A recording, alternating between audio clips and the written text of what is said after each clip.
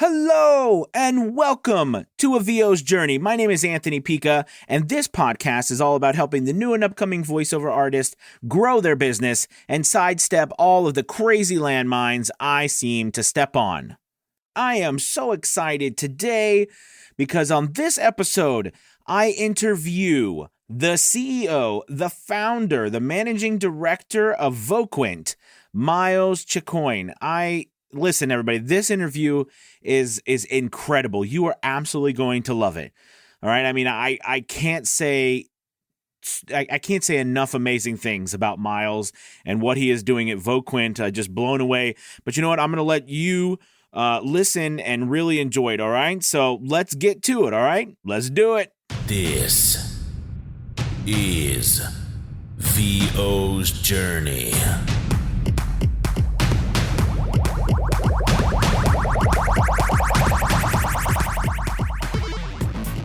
With your host, the incomparable Anthony Pica.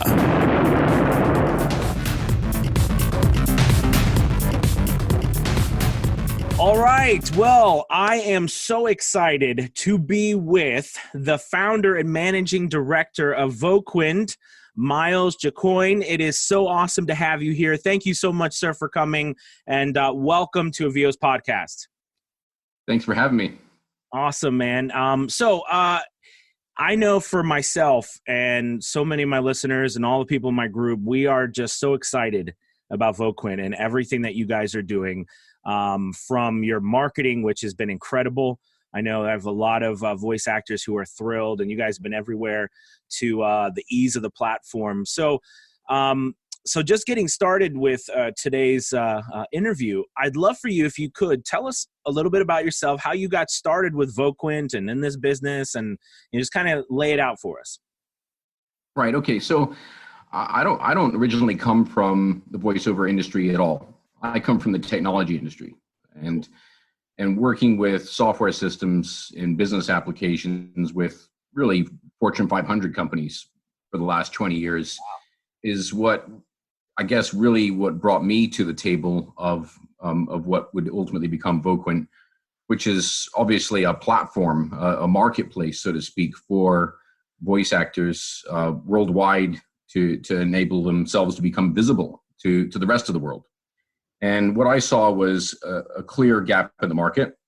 And the gap in the market really came down to the fact that, from what I could see just from my own experience of trying to cast a voice actor for a multilingual project, is that it wasn't so easy to find people who I thought would be credible options quickly and easily for, say, one role for a series of accents or languages, or vice versa. I just thought there's a lot of sites out there that are either individual sites of, personal websites of voice actors who are trying to build up their brand and their market presence, and nothing wrong with that. And then, of course, platforms. And classically, those platforms have been what is now, I think, commonly referred to as P2P platforms, right? Pay to play. And really, the majority of those pay to play platforms are all asking you to, as a customer, they're asking you to come in and put all your investment into their platform and into the voices that they're going to offer in their variety of ways. And obviously, anyone who's been spending some time looking at the market and how they can get more work, they're probably thinking, okay, well, there's a bunch of options. I can go and pay these guys to become more visible potentially, and I can pay these guys.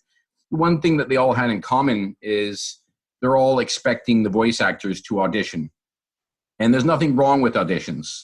There's nothing wrong with them at all. And Voquent, as a website, also will frequently say, okay, guys, we need some additions back for this particular client.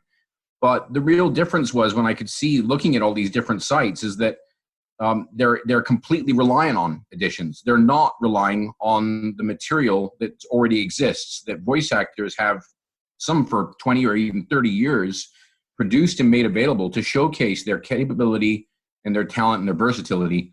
And none of that was really becoming instantly available in an easy and accessible way.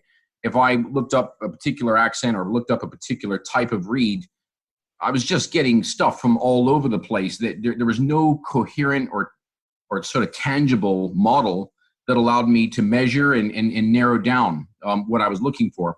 And I think that's what ultimately was the catalyst for Voquent, which was to understand that clients themselves, when they're looking to, whether it's a casting director or a casting producer, they're trying to find a needle in a haystack. And that needle in haystack could be you, the next voice actor, thinking, I'm going to be perfect for that role. How do I get found? And if your voice is just simply modern standard American English, or if it's in Britain, British standard English, well, you're one of 10, 20, 30, 40, 50,000 people that can all offer an accent that's going to meet that criteria. The really big difference is when you can start meeting more specific criteria. And if you've got that material pre-recorded, so that effectively your material is almost like a credibility check, prior to an audition, it means that a client can create a much more effective shortlist over a much, much quicker period of time.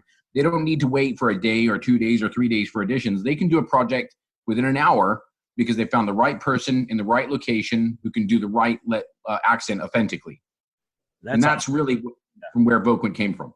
No, I mean, that's incredible. I know, we talk a lot about just the new day and age of what we're dealing with, about, looking for a newer way to cut through all that mess that you're talking about. And that's super hard because everywhere you go, it's kind of like a buffet of it is.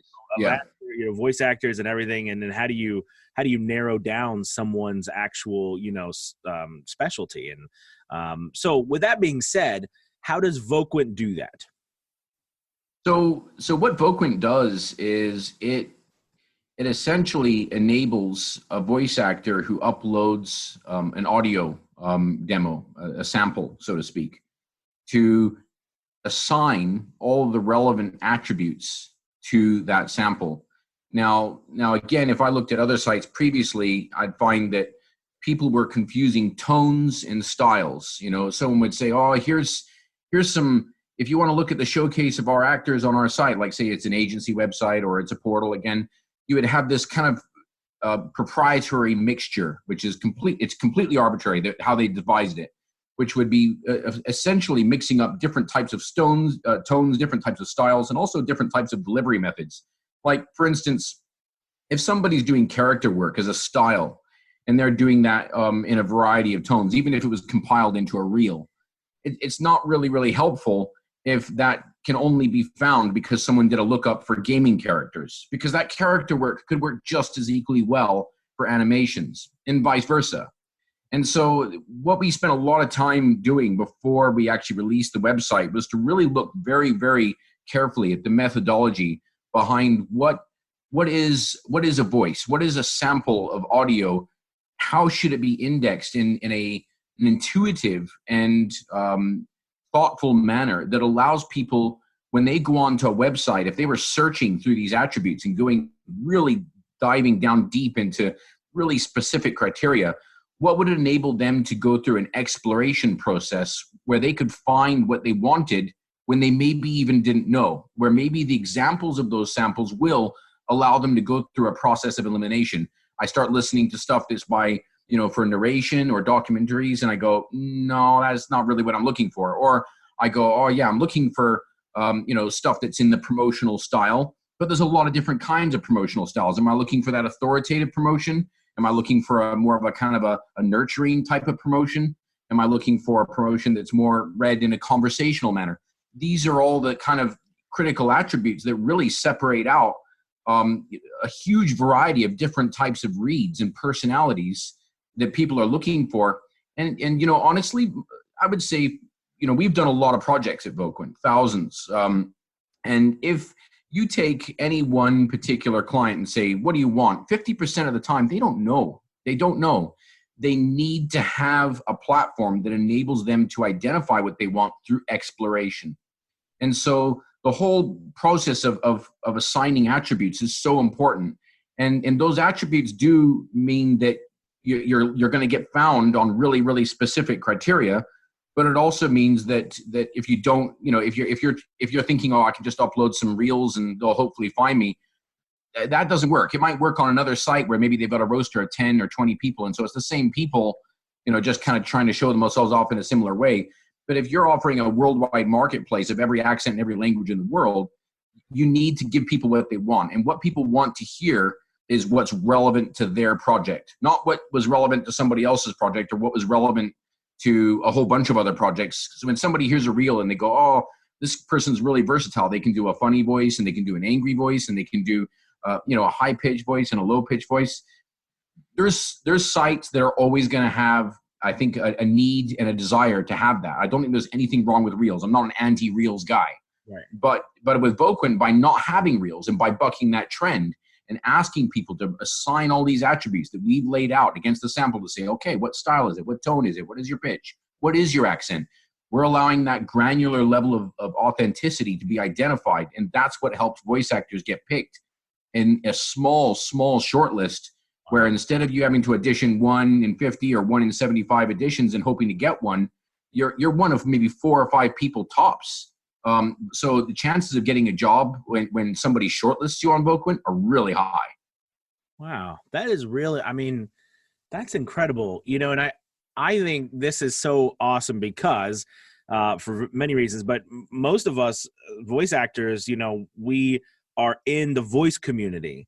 Very rarely do we get an opportunity to, build a persona. I mean, an actual, tangible persona of the clients we're actually trying to work with and what they're actually searching for, because the information out there for voice actors is just that, you need your reels, you need all of that stuff. But I love the sample idea. I want to dig a little deeper into this because I find this fascinating because this is a different, honestly, of every other site, and pretty much this is a different way of thinking about promoting yourself as a voice actor and getting work. So could you give me like an example of, Joe Everyman, and, he's out there and he wants to get voice work. Can you give me like an example of how that works in a particular area, like maybe corporate narration or something like that? Or the difference between, like, it's this difference between style and tone, because you are right. I think many people are just getting all this mixed up and we don't even know how to differentiate it. Yeah, I mean, the biggest problem is that there is no industry standard worldwide that's being followed. And so because there's no industry standard, it means that everyone creates their own standards. And some of those standards are good. Some of those standards are not so good. And going back to that theme of making sure that the customer who's going to commission a voice actor for work has the ability to explore, exploration has to happen within a framework that makes sense. So what we did is we divided the attributes into these 2 critical components. Well, I should say it's more than 2, but we'll start with the obvious ones, okay? So you've got your gender, okay? We've got 3 different genders that you could effectively be. You can either be male, you can be female, or you could be non-binary. We won't go into the non-binary route right now because there's some people that would argue, well, what does a non-binary voice sound like? And that's a whole topic within itself. But what I would say is, okay, you got your gender, you can assign a gender to a sample.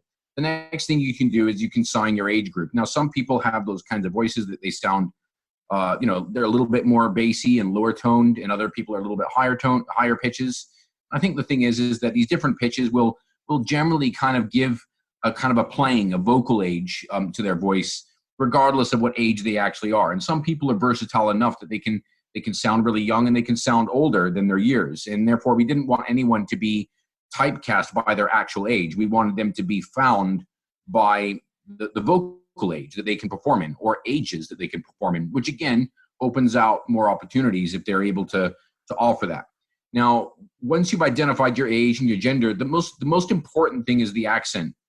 The reason the accent's so important is because in this day and age, customers are, again, they're looking for authenticity. They're looking to embrace your real world experiences, your real world background, and channel that into their work.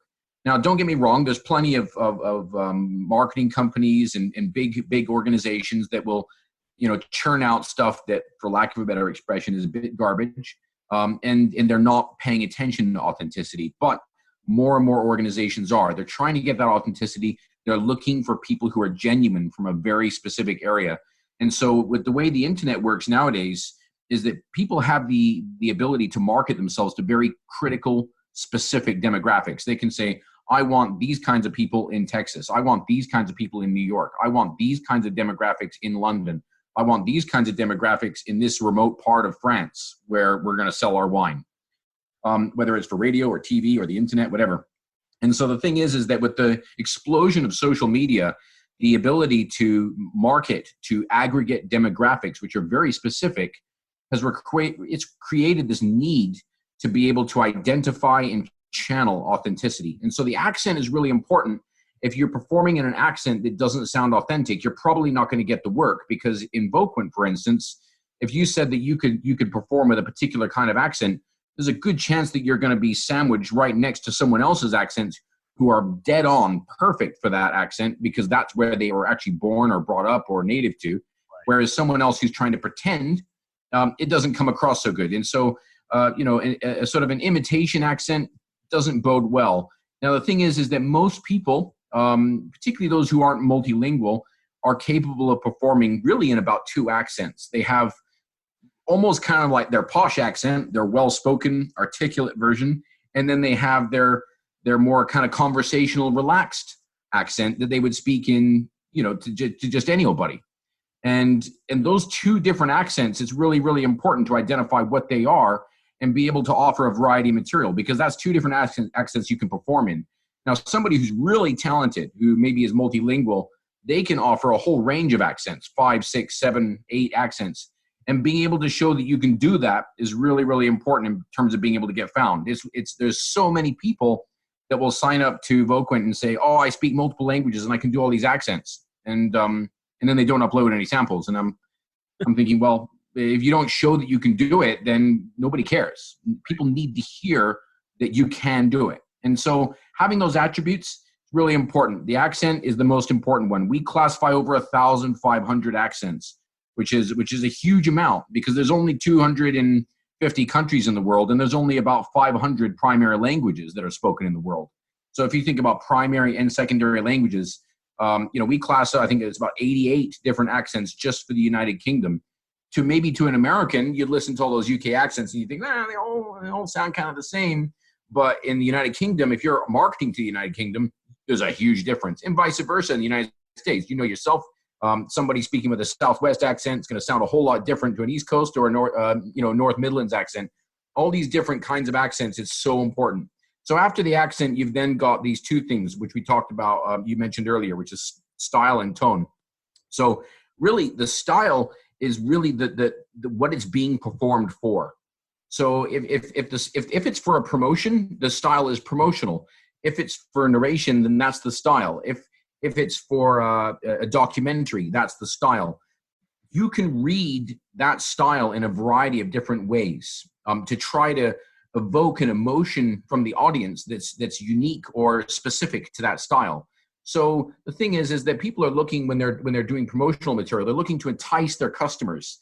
So that could be maybe kind of intimate, like you would do if you're trying to sell chocolate, or it could or jewelry, or it could be that more kind of motherly sounding, safe sounding voice that you would have if you were trying to sell diapers or baby powder. But then if you're trying to sell something with strength and power, like a Ford F-150 or a new Chevy, then you're looking for that authoritative voice. And so I think the thing is that having the style is what a lot of people think, oh, I'm looking for that style, I'm looking for promotional material. But when they go on to Voquent, they realize that actually that journey has only just begun, because what's really important is inside of those styles is tone. And tone, we classify 12 different tones. And I'd say that picking the right tones and the right selection of tones is the most important thing. And I'll tell you the reason why. A person who puts together an authoritative tone, a conversational tone, an enticing tone, an inspiring tone, these basic tones, they put these together, they can be cross-style. Someone could say, oh, I'm looking for a documentary, or I'm looking to create an advertisement.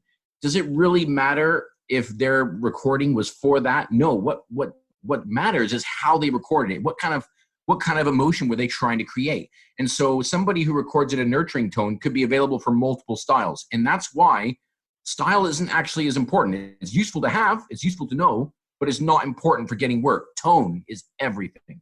Wow, man. That is so, it's so, you're right on. I mean, I'm working with customers the same, I mean, exactly what you're talking about, where they say, we want a corporate narration, but we want it to sound intimate. But then Yeah. someone else will want a corporate narration, but we want it to sound very professional and friendly, but not intimate. Like so it's completely different, yet it's the same style that they're Yeah. looking in, but they want to evoke some sort of different feelings and emotions through it. I love that you're classifying this, because I've not seen this, or at least anybody explaining or trying to classify it anywhere else. So I really love that you're doing that. So I guess this would lead to the next part, would be that, I'm a voice actor. I find Voquent, and I get onto the platform, and I have to tell you, because I'm on the platform and I love it, and I've got up, quite a few samples at this point. When you start going through everything, there's so much options, of how, Yeah. how do you describe your tone or what you're going for and all these things. So Yeah. I suppose my next question is, where does, with you having the inside track, where's the best place for people to start to try to get work on Voquent? Right. Okay. That's a good question. So first and foremost, you need to have the right sort of array of samples recorded. And so if somebody sends us a reel, and people do all the time, even though we have symbols and words all over the site saying, don't send us a reel, don't send it, we're not going to use it. You can use it on other sites, but not here. Don't use it. And then they upload them anyway. And they say, that's all I had time for. Oh, I don't know how to edit them. Okay, learn how to edit your own reels, or get someone else to edit them for you. Right. And make sure that you've got individual samples. That's first and foremost. So don't have multiple voices that you've done on the same read, because the client doesn't know which one is you. It's great that you're like, that was me. I did all 5 voices. Wow. But they don't know. The clients don't know that. They listen to that and they go, which one was the voice actor that I was trying to commission? So you need to stick to one read. That's really, really important. And you need to make sure you get a full range for each accent that you do. And so we always say, make sure that you've got authoritative, conversational, eloquent, enticing, inspiring, and nurturing. Do those 6 tones no matter what, and you'll get a lot of good bread and butter corporate opportunities because of that. But if you also do a lot of character work where you can really make use of the more acting related tones, like angry and sad, scared and playful and unorthodox, comedic, that's great. But you got to remember that the vast majority of opportunities that are going to come through Voquent from a casting perspective are going to be on your ability to kind of make small changes and adaptations to the way you've performed in one sample. And therefore, we think it's really, really important to have that core set. Now, if you have 2 different accents that you perform in, you can easily meet the criteria within the sample allowance you have, which is initially 15 for anybody. Anybody can just go on the site. It's free. Log in, put in 15 samples, and that's it. So you can put in 12 into 6 core tones in each of the key accents. And we've tried to make that as easy and prescriptive as possible, so that when someone puts in a sample, it's already kind of saying, well, you said that you were born in this year, and therefore we're not displaying that, but we would guess that your age, your playing age, and your gender is this. And so we're trying to make it easier and easier so that people have less and less stuff that they have to select, and more that they can put in that allows them to be really, really specific about things that they do. So for instance, we can't make a site that says, oh, okay, we have a classification for wizards, because there's not going to be that many wizards, and you'd have to look at tens of thousands of permutations that people search by. So what we did is we narrowed all that classification criteria into a really specific selection, but you've still got all the ability to put in all these additional tags of characteristics about that sample. That means that once we start opening up the functionality for casting directors and producers and clients to essentially search by tag, going to be very, very powerful, because they can pluck that one wizard or that one dwarf or that one dragon or that one satanic voice that somebody wants to do out of what could be obviously 10,000 alternatives. So I think that the classification system, we've tried to make it as intuitive as possible, and we're still improving that on a constant basis. But knowing what your voice is in a very prescribed way, we've tried to help shape that and say, well, it's probably this and it's probably that. Pick one of these drop downs. You don't have to go to all the same level of detail in terms of creating all these additional characteristics, as long as you meet the basic, essence, the accent, the age, the gender, the tone and the style, and how what it was delivered for. So for instance, if you did it for a game, or if you did it for a TV commercial, or if it was a pilot for a radio, whatever, that's fine. Just put that in, job done. Man, wow. That's awesome. And so on that note, if someone is on your site and uploaded all these samples and they find that they're just not getting any work. Right.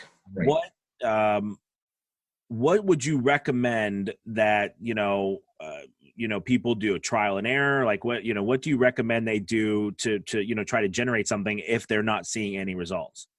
Yeah, no, absolutely.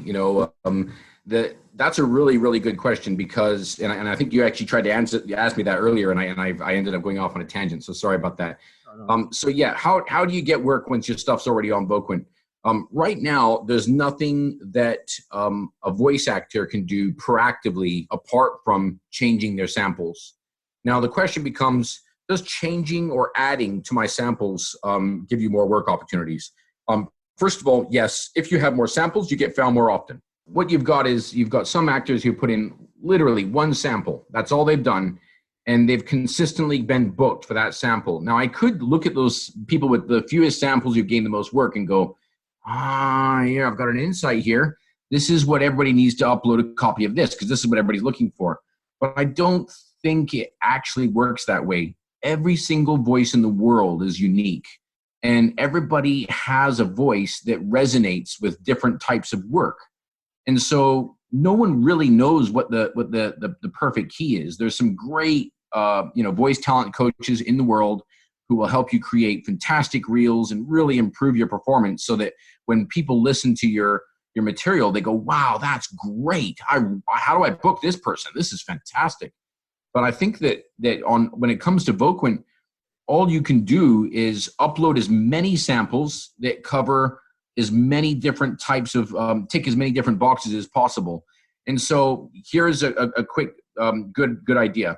If somebody puts in their conversational tone and it sounds just like this, but this also happens to be my authoritative tone, sounds exactly the same.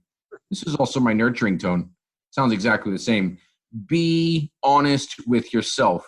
If your tones don't radically demonstrate a different emotion in them that's really, really easy to understand audibly for a customer, it means that your stuff sounds the same, and it's really easy to get omitted from results. In the same reason that it's for the same reason that when people listen to reels, they'll listen to the first or second read on a reel and they go, nah, next one, next one. And they're typecasting you according to the first read on your reel. Now, we deconstructed that with samples so that people don't get typecast, because we know that's one sample. They can do more. All you have to do is go to their profile. But it's really important to make sure that your stuff is actually diverse enough that it's not all sounding the same. So if you think it sounds the same, then it probably does. If you're not sure and you're kind of on the fence about it, go ask somebody else objectively and say, be cruel, be mean. Does it all sound the same? Because if it does, well, it means it does. You need to go change your material. So that's the first thing. The second thing is that when you're uploading material and you're doing a specific accent or a specific language, it's really, really, really important that you upload a few different samples and give a few different gateways to that accent. If you just do one sample in a particular way, someone might have established that they're not so bothered about accents. They know they want it to be spoken English. They know they want it to be American, but they're not really sure if they're looking for the right tone. And because tone has become the more important thing to them, you're getting qualified out. You're not coming up on searches because the way your material becomes visible is through your samples. And so what I would say is work with your samples and expand the full range of tones per one. Now, some people have done that well, and they still haven't got work. And some of these people are really, really good, really professional. And so here's some other examples. If you have a really high rate because you're absolutely worth it, that's great, and that's fantastic, and you will eventually get work on Voquent, as most people do. However, if your rate is much higher than the industry standard, you're making it really, really difficult for clients to be able to book you, which means that effectively they're going to have to pay a lot more money than they could pay somewhere else. Now, I am not a fan of the race to the bottom that we've seen in the industry on rates. You need to have a rate that works for you, and don't go less than that. Don't compromise. Stick to that rate and stay with it. But if every time you get shortlisted for a project, you're demanding rates that aren't interesting to clients, you need to think, okay, well, maybe I need to kind of drop my prices a little bit because that's what the market wants to pay. Now, the next most important thing is, okay, what if the rates are fine? I've got a full bunch of samples. I've got all this great material. Why am I still not getting picked? Well, sometimes it's also the fact that if you've uploaded a sample that might fit certain criteria maybe 2 years ago, you've probably gained so much experience in your read, in your performance ability, that if you did that exact same script again, it would sound 1,000 times better. A good chance is that you just recorded it on a better mic. These little tiny optimizations can make such a difference. And so this is the age-old adage, which is keep uploading new material all the time. That's so important. Keep refreshing your material and keep making it better. Get rid of the old stuff and put in the new stuff that sounds better. Now, okay, the next step is how we're going to develop Voquent as a platform for the world. As it stands right now, if somebody wants to use a Voquent voice, they'll contact Voquent, and our managed service team will go ahead and make sure that it's at a fair rate, that it's got the right usage. We include your BSF, your usage. We've got all those terms defined. We've agreed on a price and everything works, and we'll go ahead and master it so nobody has to do anything apart from either record or come to a recording location. Believe it or not, 40% of the voice actors that are in Voquent don't even have home studios. They literally have just audio material and will get booked to go to a studio that's nearby to them to get the recording done. Wow. So you don't have to have a home studio to get work on Voquent. However, if you're really, really, really desperate to get more work, then obviously you're going to start thinking, okay, well, how else can I do that through Voquent's platform? How does Voquent enable me to be more proactive? I've done all the optimizations. I've got the better mic. I still haven't got the work. Now what? Well, I think at this stage, it's now a case of waiting for us to release the next piece of our functionality on the website, which is going to be the ability for clients to put up posting jobs and say, we're going to accept auditions for that. Now, we want to make sure that we do that differently to the way anyone else does it. We've got a huge amount of really fantastic data that enables us to match samples from a shortlisting perspective to a job. And so if we can ask the client to define what they want out of the voice and what they want out of the role, we can make sure that the people who are invited to audition for that are relevant to the job.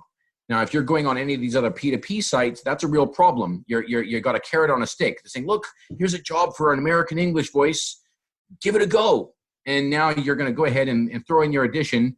And the client wasn't asked to specify what kind of tone they wanted or what kind of age they wanted. You're given really basic details. Everything's up in the air.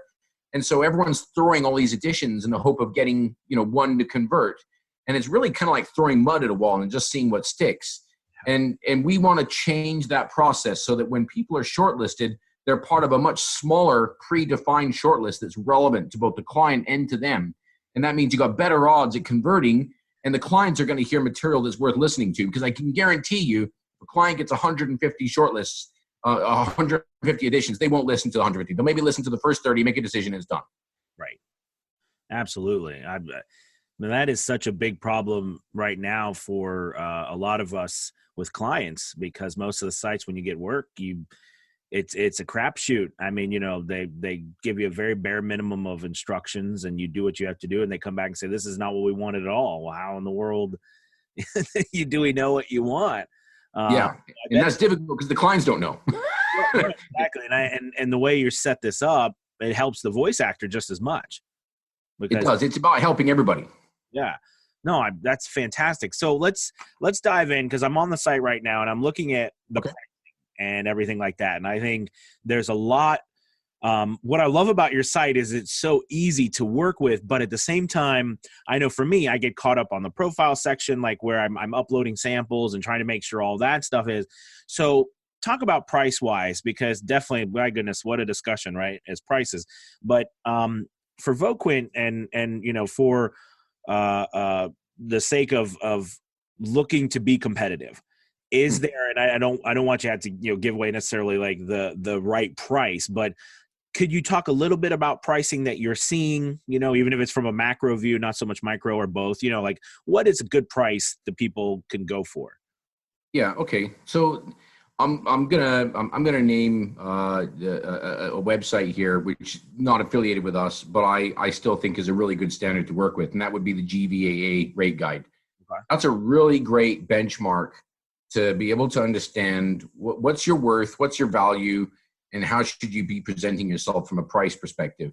Now that's a great starting point. It might not be the one that wins you all the work, but it's definitely a great starting point in that it's giving you a good concept of professionally what you should be charging for your worth and for your time. Now the thing is that there is so many different types of projects. I think the most important thing is understanding that if you're working with not just Voquent, but any site, like voiceovers, actors in general are often on many, many different sites. They've put out a lot of different channels to try to get, incoming opportunities from as many different places as possible. And that's 100% the right way to do it. And when you're marketing yourself for all these different opportunities, there's this common theme, which is now where what is apparently a customer, but sometimes also agencies and production companies will approach you and say, oh, we've got a job here and it's for internal use, right? And so this whole term, internal use, there's an expectation that with internal use comes license in perpetuity. Now, there's a real issue with this internal use in perpetuity thing, which is one, first of all, it means that nobody's having a thoughtful discussion about how it's actually going to be used. Right. And secondly, when you're signing your rights off in perpetuity, you're literally giving away all the opportunity to generate any additional revenue in the future. Now, when you get approached by Voquent for an opportunity, we take care of that. And when we eventually get the posting board up, we'll make sure that that's also visibly transparent and available for everyone. So there's no dubiety about what's a basic session fee and what's usage. They're two different things, and a lot of working with clients is about educating them. I think that price isn't always the determining factor. In fact, I'd say in many cases it isn't. You've got two kinds of clients. You've got the ones that come to you that have a job, whether it's to us or to a voice directly through your own personal website or whatever, and they have a job and it's at a really ugly low rate. So we're talking maybe an hour's worth or half an hour's worth of recording, and they're trying to pay you like $50 or something. Now, this kind of thing is happening more and more and more and more. And there's a reason for this. And it's because the whole world has opened itself up for availability for recording. You could be recording your voice thinking, okay, these are the standards by which we adhere to in America. The problem is that there's people who are living in other countries who are also American who may be willing to record at a lower rate. And you're up against them. You're competing against them. You're competing against the world now.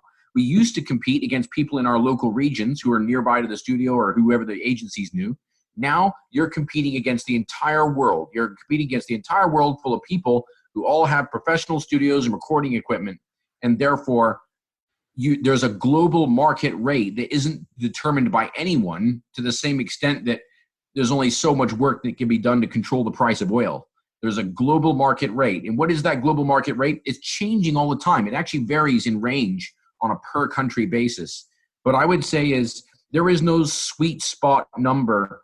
What I would say is that if a client knows that they want you have the ability to charge that little bit more because getting the right voice is more important than saving $50 or $100. But if somebody is really driven on price, you got to remember that there's a good chance that that's the only thing that matters to them. And you got to remember, do you have the ability to turn away that work? If you do, then do, because every time people accept this low paid work, it lowers the market rates for everybody. And that's a real issue when you get intermediaries. And so we may need to remember, if somebody comes in, they're new to the voiceover world, they might think that if they work with an agency, it'll be easier. Or if they work with maybe 2 or 3 non-exclusive agencies, then it'll be going to them and then be going to the customer. But actually, it's really rarely the case. What's actually happening is you're going to a whole sequence, a whole chain of intermediaries that are all going to go down the line before it actually gets to your Coca-Colas and your Budweisers and and your Pepsis and everything else. And so when these big brands say, oh, we've got a project, they'll go to a marketing company who says they do voiceover, but doesn't, includes it in their package. And that budget gets watered down a bit. And then they'll go down to another company that does maybe some video encoding, or maybe does a bit of localization, and they'll grab their bit. And there's a common word used here, which is where people say that's skimming. And there is a lot of parties who are skimming because they're not actually part of that value chain. They don't actually deliver any additional value. They just sub it out to another company that can source what they want.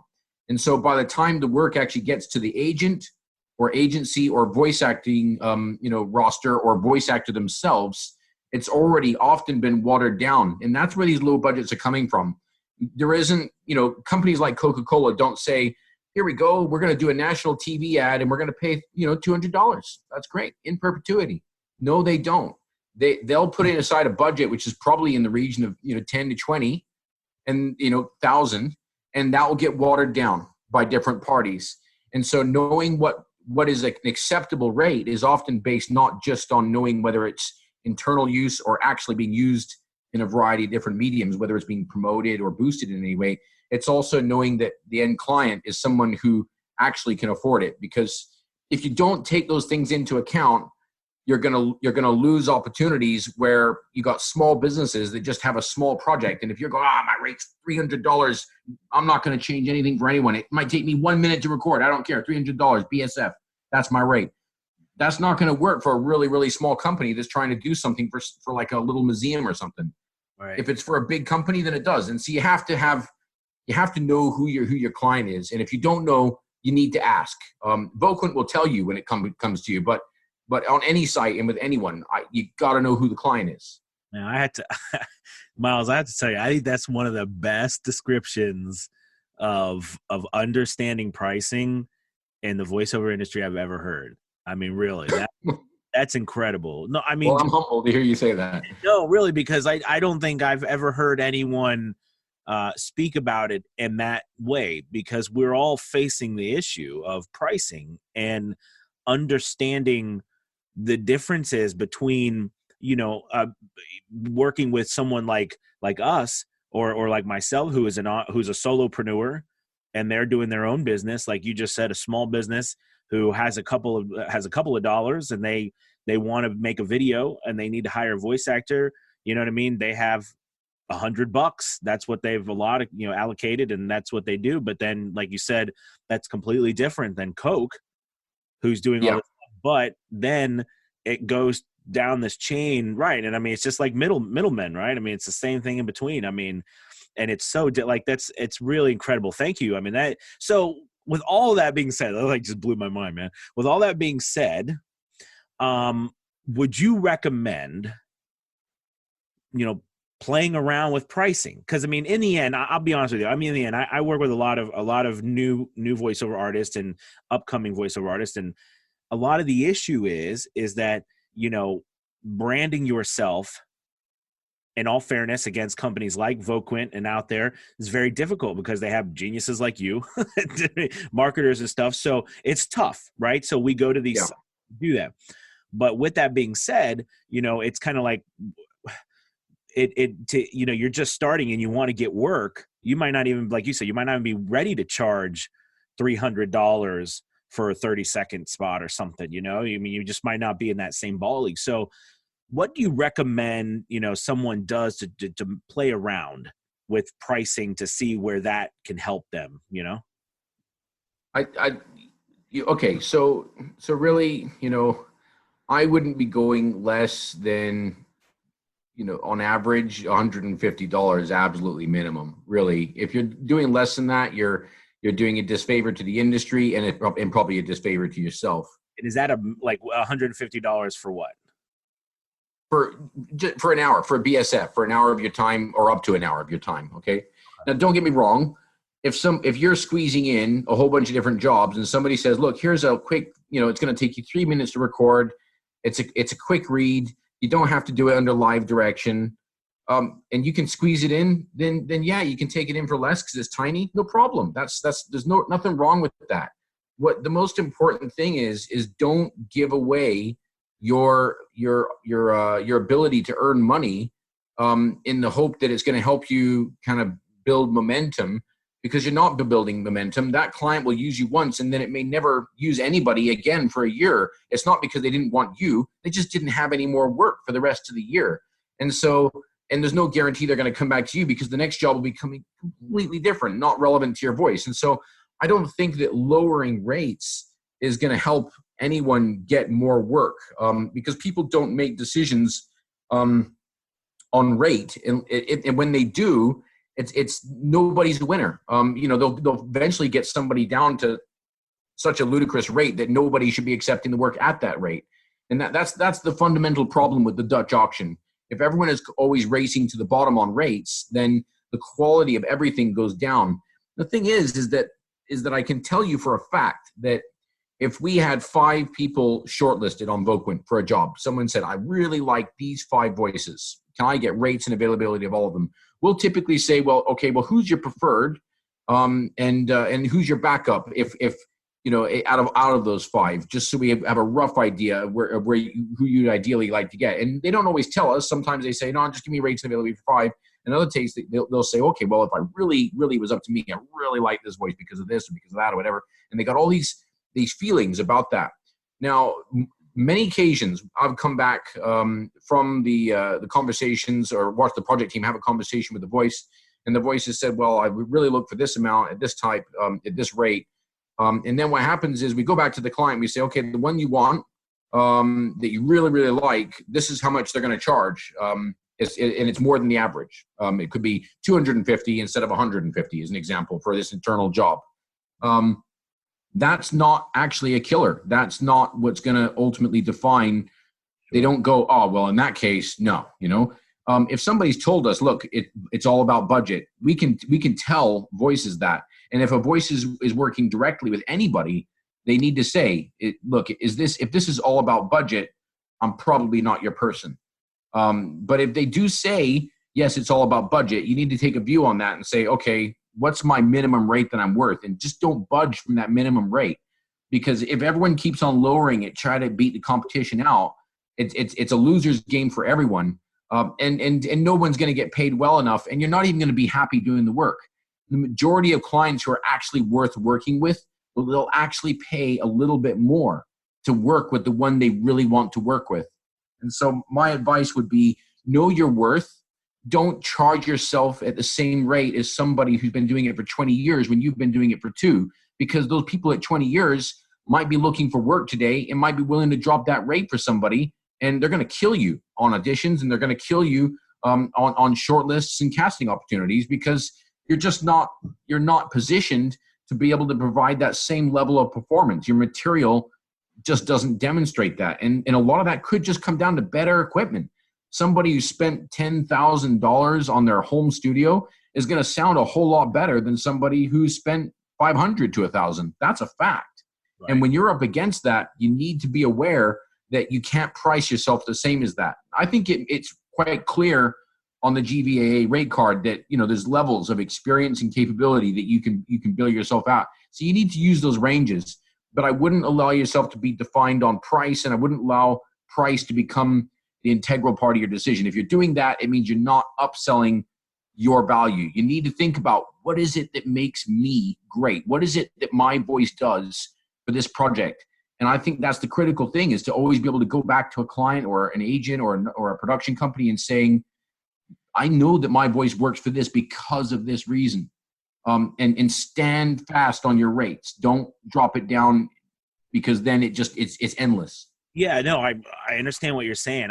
I think for me, and a lot of people I see today, voiceover artists, the challenge I think is that most of us don't know, or I'm just going to go out on the realm, don't know how to, and I love that you said this, don't know how to create anything else in the form of maybe a brand or an idea, but pricing.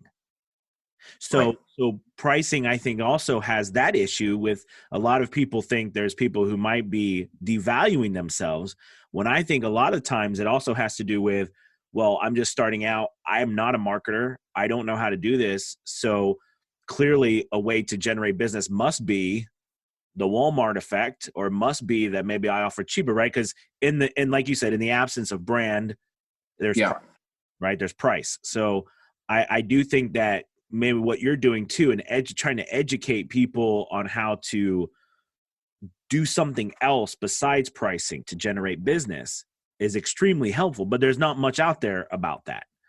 Yeah, I mean, you got to remember that there's always going to be a market for cheap, right? So if you're a voice actor and you think, I want to go out and create a brand and I want to, get people to know me for something, you need to say, what do I want to be remembered for?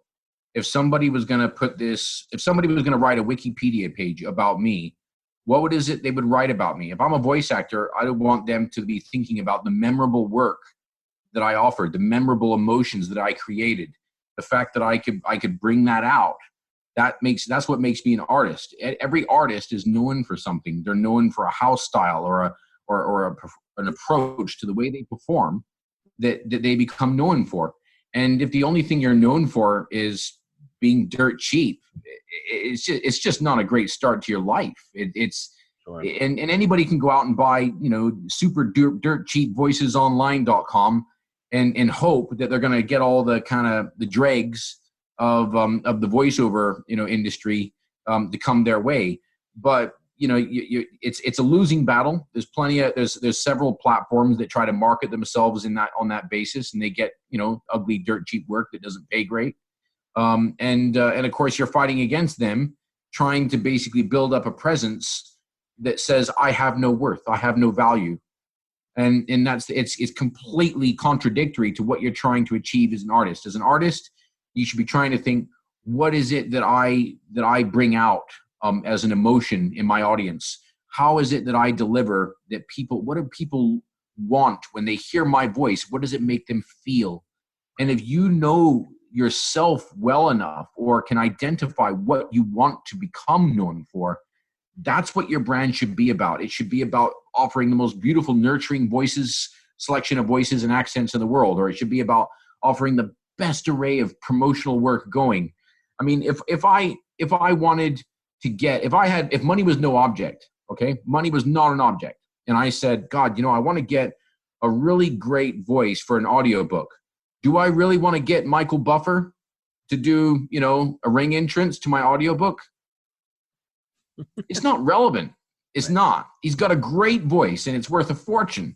Right. And if I want to get somebody to do an introduction to a boxing match, then Michael Buffer is awesome. But if I want a totally different piece of work, is Michael Buffer the right guy? And in many cases, the answer to that is going to be no. There are so many different permutations of work out there. If you look at rate cards, you'll see that, there's a massive variety of different types of work and different types of ways that work can be delivered through radio, through, podcasts, through narration, to audiobooks, to, computer games, characters, animations. You can become well known for any of these things just by seeking work in that area and focusing on that area. Now, the thing is that if you don't know what that is, you need to just keep casting your net out there in different ways and seeing what kind of gravitates towards you. Because the journey of understanding who you are and who you want to be is a journey of self-exploration. And it's like our lives are like a pilgrimage of finding out who and what brand we actually want to be. And I think it's really important to know that and better as quickly as possible, because if you don't, the customers won't know either, and they won't pick you because of it. Man, I'll tell you what, buddy, this been wonderful. Absolutely wonderful. Thank you so much. And thank you so much for all your time. Real quick on the last end, if you had, you've given already so much, but if you had three quick tips for someone just starting out, to get business, whether it's on Voquent or not, but 3 quick tips, what would those be? I would say get as much professional material assembled as possible. Get as many samples as you can. Be able to fire off 50, 100, 150, 200 samples at short notice to somebody so that all your work doesn't consist of just auditioning. Build yourself up a repository of really good material that you can fire out to somebody and say, What about this? What about that? If you don't have the ability to do that, start getting yourself to a studio and getting those recordings done. If you got a little bit of money to invest in home recording studio and practice. Get better. Don't assume that just because your voice sounded great last year, that it doesn't sound better this year. If you've been doing it all year, it absolutely does. And so keep refreshing your material, keep recording new material. And, if you know a coach that's proven, that says, oh, we can do these great things, get coaching. Go talk to coaches. Go find out from people who are really good at what they do and ask them to help you understand not how to learn how to be better and make loads of money. Don't ask them that. This is their business too. Ask them about how you can be a better actor, how you can perform better, how you can record and evoke better and stronger emotions in your audience. And so I think know yourself, record lots of material, and don't be afraid to seek out help from as many different places as you can. You do those things, and it doesn't matter whether you're on Voquent, 100 websites, or just doing it from your own website. You're going to have all the opportunities to be successful. Man, thank you so much, Miles. I really appreciate it, man. Thank you so much for your time. And just from all of us at VO's Journey, thank you, my friend. Thank you. It's a pleasure. No problem at all. All right, man. Well, you have a wonderful rest of your day, and I'll talk to you soon. Thank you, man. Thank you. All right. Take it easy, man. Well, I tell you, I am still blown away by the incredible interview with Miles, and I want to thank Miles and Voquent for giving us your time today. It means the world to us, and I know for me, it has, again, just stirred the imagination, got me thinking about all kinds of amazing things. I tell you, what a great way to spend episode 111 today with Miles and Voquent. All right, everybody, you have a wonderful week. Please take the opportunity to like, share, and please leave a review on iTunes, Spotify, Pocket Cast, wherever you listen to, Google Play, wherever you listen to this thing, leave a review. Thank you guys from the bottom of my heart. Have a wonderful week. Peace.